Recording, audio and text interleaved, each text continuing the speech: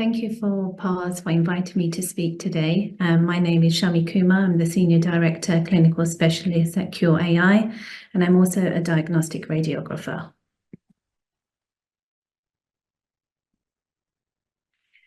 So I'm going to take you through an exploratory paper which outlines the current educational and training gaps for radiographers and radiologists in diagnostics.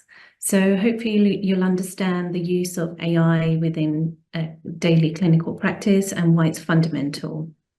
You'll review the status and skills challenges of educating and teaching and justifications on why learning about AI is essential for wider adoption.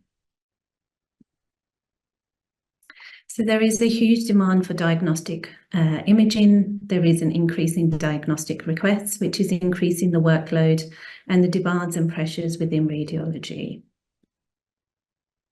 So there's a rapid growth of AI technology companies. There is many companies that are receiving FDA and CE clearance and that are providing real-world evidence of AI.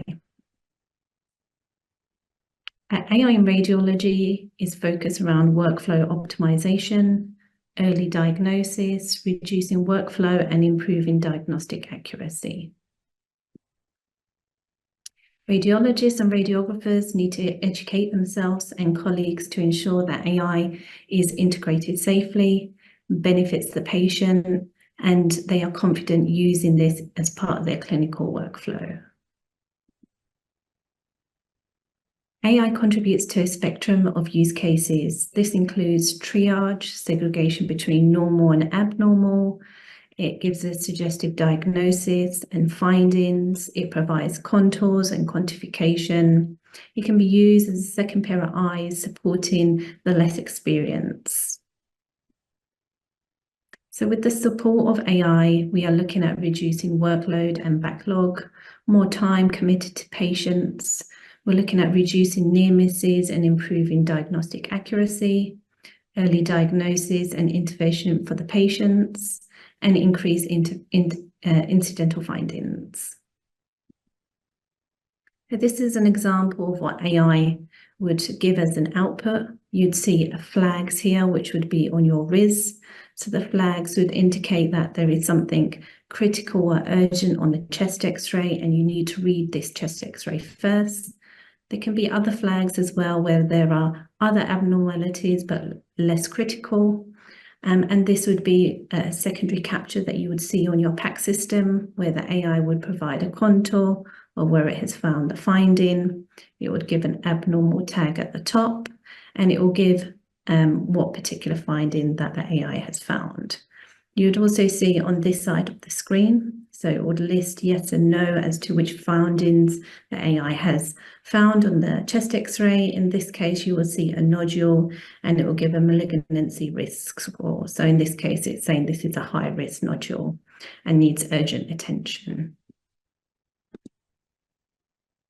So what I found from my research is that accuracy of AI is as good as the data used to train it. So we need good quality data sets. We need to look at disease prevalence and radiographic variability. AI has its own limitations. You will see false positives and negatives. It doesn't take into consideration clinical indications, patient history, and other factors that make a suggestive diagnosis. As AI continues to evolve, some of these limitations may also be resolved or accepted at a given threshold by learning and understanding how AI functions. So current knowledge amongst radiologists and radiographers is very sparse and it's very country dependent. So radiologists' opportunity seems to surpass the ones available to radiographers. Radiographers are in a critical position between patient and technology. Enhancing their knowledge and understanding is as important as a radiologist. And many papers suggest there is a lack of knowledge and understanding and training around AI in radiology. Staff are unable to comprehend exactly how AI works, how it's integrated, and the benefits of using it as well as its limitations.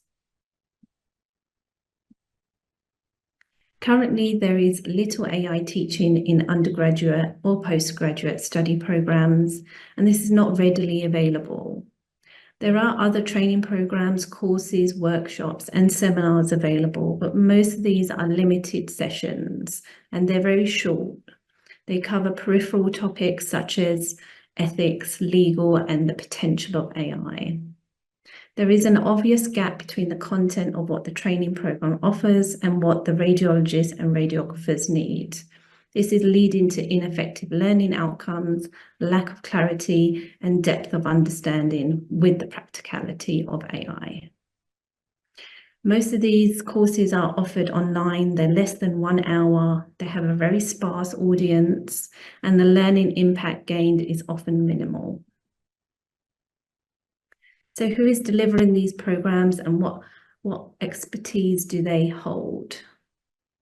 So outside of the educational institutes, research shows that programs are being delivered by professionals from a range of different backgrounds. So we are seeing medical professionals, we're seeing commercial companies, we're seeing radiology associations and societies, and AI developers. And most of these are offered with recognized accreditation and CPD credits. The most effective learning seen is ones that are delivered by professionals with relevant backgrounds and expertise in AI. So whilst learning the basics of deep learning, machine learning, and AI provides basic knowledge, it is not sufficient for the radiographers, radiologists that will be working with AI. Learning how to effectively use AI in clinical daily practice, there is a need to develop new conceptual and practical skills. So training needs to be more focused on use cases.